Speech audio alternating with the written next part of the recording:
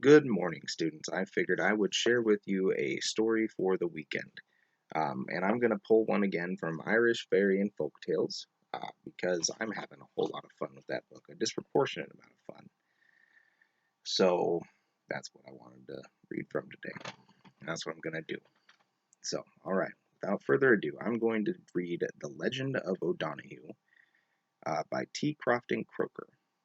This is from the chapter Tir na Nog. That's a tough one to pronounce. I'm going to hold it up to the screen real quick. Yeah, what? Um, anyways, in an age so distant that the precise period is unknown, a chieftain named O'Donoghue ruled over the country which surrounds the romantic Lough Lean, now called the Lake of Killarney. Wisdom, beneficence, and justice distinguished his reign, and the prosperity and happiness of his subjects were their natural results. He is said to have been as renowned for his warlike exploits as for his pacific virtues, and as a proof that his domestic administration was not the less rigorous because it was mild. A rocky island is pointed out to the strangers, called O'Donoghue's prison, in which this prince once confined his own son for some act of disorder or disobedience. His end, for it cannot correctly be called his death, was singular and mysterious. At one of those splendid feasts for which his court was celebrated, surrounded by the most distinguished of his subjects, he was engaged in a prophetic relation of the events which were to happen in ages yet to come. His auditors listened, now wrapt in wonder, now fired with indignation, burning with shame, or melted into sorrow, as he faithfully detailed the heroism, the injuries, the crimes, and the miseries of their descendants. In the midst of his predictions, he rose slowly from his seat, advanced with a solemn, measured, and majestic tread to the shore of the lake, and walked forward composedly upon its unyielding surface.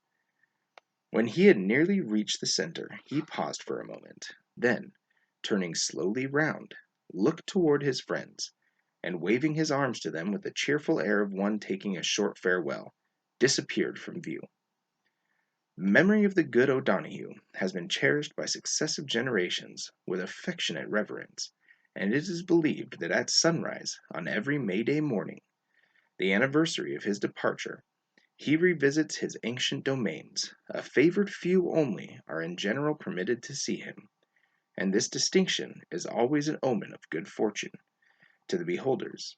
When it is granted to many, it is a sure token of an abundant harvest, a blessing, the want of which during this prince's reign was never felt by his people. Some years have elapsed since the last appearance of O'Donoghue.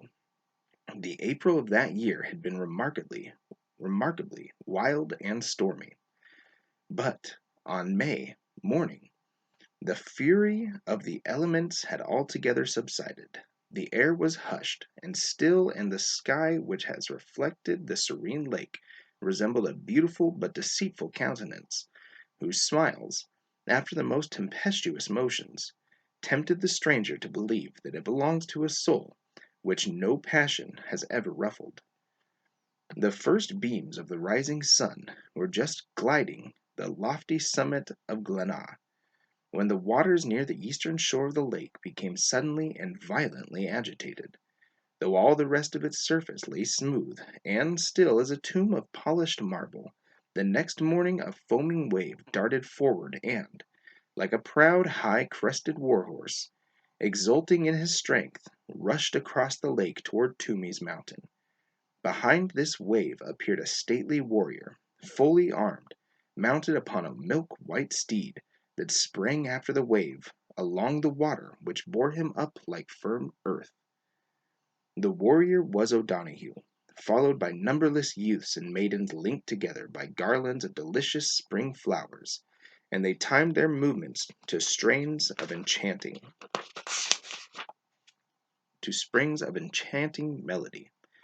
When O'Donoghue had nearly reached the western side of the lake, he suddenly turned his steed and directed his course along the wood-fringed shore of Glenaa, preceded by the huge wave that curled and foamed up as high as the horse's neck. whose fiery nostrils snorted above it.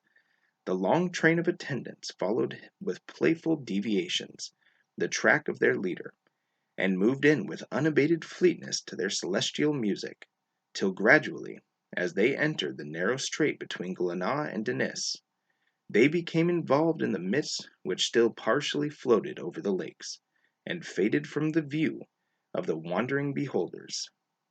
But the sound of their music still fell upon the ear, and Echo, catching up the harmonious strains, fondly repeated and prolonged them in soft and softer tones, till the last faint repetition died away, and the hearers awoke as from a dream of bliss.